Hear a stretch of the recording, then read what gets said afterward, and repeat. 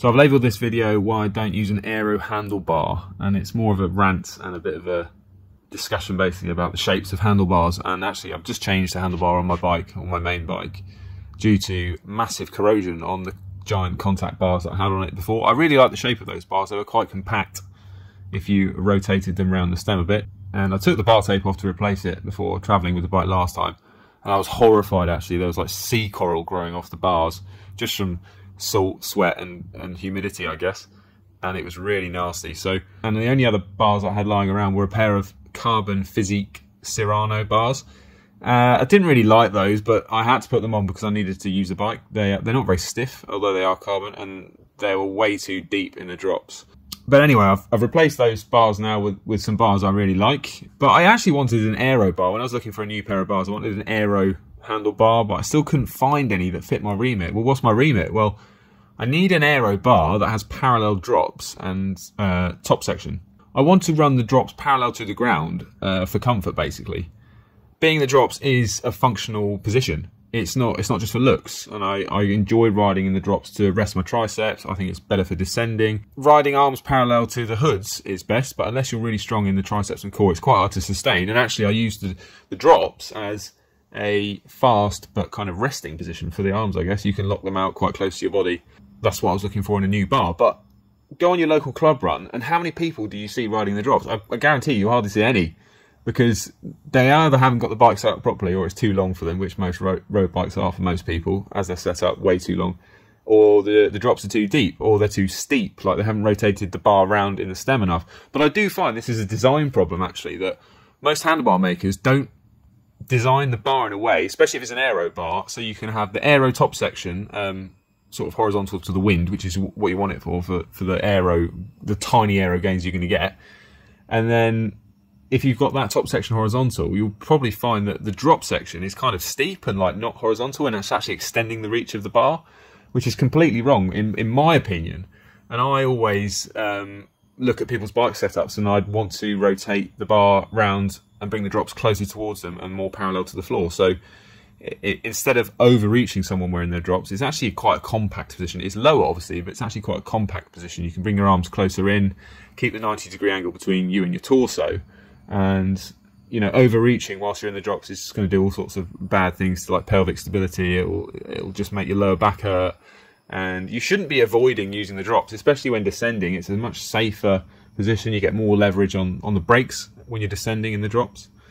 And yeah, it's just a real annoying thing I have. I literally couldn't find an aero bar on the market anywhere that allowed me to run, really horizontal drops and still keep the top section parallel to the wind.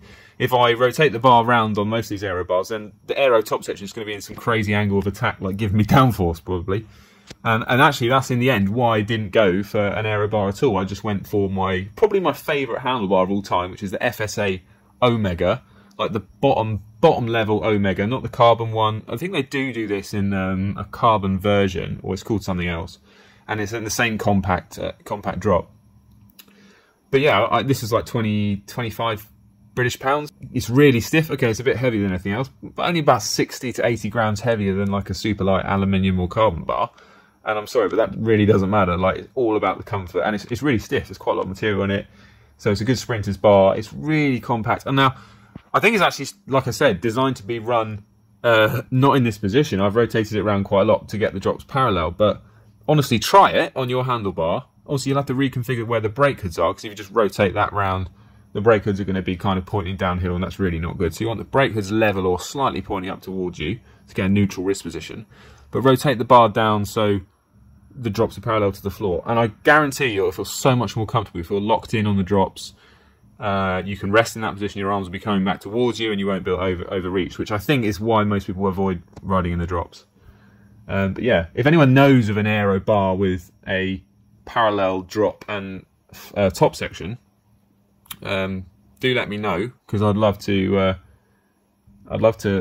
Sorry, no, it's got to be parallel to the floor as well, which is what I'm trying to get at.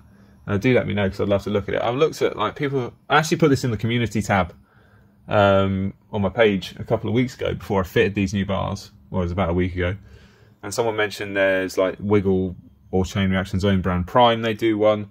I've had a look at it, it's still not quite parallel. It's close, it's better than a lot of them around the market, to be fair, so that was a good suggestion, but it's still not quite as parallel as I want it, and that top section is going to be in like some weird angle of attack, and it's not going to be that comfortable to hold if you're riding on the tops or putting your forearms on the tops. There's another one out there which is quite close, which I think is the S-Works aerobar, but again, it's not quite there. But anyway, look at the Giant one. So Giant do an aerobar. It comes on some of their bikes, like the Propel. Okay, so the Propel's got an aero bar. You can't fit this to any other bike that isn't a Propel, but this is just an example. The Propel's got an aero bar proprietary to that bike, and it's got an oval clamping section, so you can't actually twist it in the stem. It's set in that position, and so by default the top section is set flat to the wind, which is obviously what you want, and the drops are like steep. Okay, and I don't know if you've ever ridden drops like this, but it feels like your hand's going to fall off the bottom, and it makes the reach of the bar like really, really long. So you can't really use. It'd be okay for descending when your weight's like pushing forward against the bar. That's kind of okay. But if you're using the drops to sort of rest your arms like I do on a really long race, and you still need to be aero, then for me it's just not going to work. It's like it's crazy design. So I'm dissing Giant, which I know I don't normally do, but. Yeah, if anyone knows of any decent bars out there with like a really good shape, drop parallel to the floor, with the top section still aero, then let me know. I guess the aero gains on these things are marginal anyway, because with the bar, with aerodynamics, also your CDA, there's these two terms, coefficient of drag and frontal area. Frontal area is not really that important with the bar because you've got frontal area behind anyway, which is the rider's legs. So it's more of the CD term in that part of the equation. So coefficient of drag of the bar might be slightly lower, but I've always argued that a bigger bar will decrease the velocity that the legs are seeing slightly more than an aero bar. So that although isolated, the aero bar might be fast in a wind tunnel. If you stick a rider behind it, if you're decreasing the relative velocity of the air that's hitting the rider's legs with a round bar, maybe the whole system is better. And this goes back to like the Lotus track bike thing.